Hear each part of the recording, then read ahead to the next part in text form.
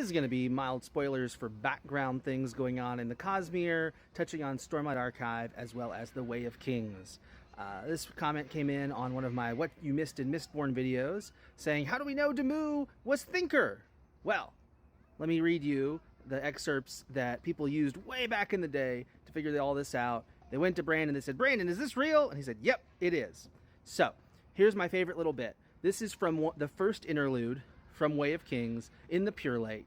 And we have this lovely little thing at the beginning. If they're going to give me fake names, I'll give them fake names back. So Ishik, who is our Stormlight character in the Pure Lake, is convinced that the names that the people he's meeting with, who are part of this mysterious group looking for Hoyd on Roshar, he's convinced they've given him fake names. So let's take a look at some of those fake names. And you, Temu?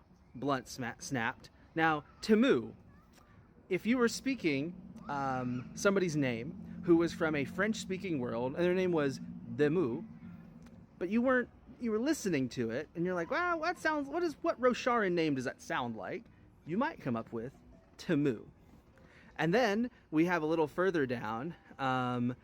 This one is going to be mild spoilers for White Sand. Superstition, Rump replied. You always look for superstition, Veo. Again, if you're hearing these names, Veo wasn't the man's real name. Ishik was sure they used fake names. You might mishear Bayonne as Veo. And you, Temu? Again, Temu, Demu. And then the third man, spoilers for Elantris. Here's his hint. He added in his own tongue, Alavanta Kamalu Kayana.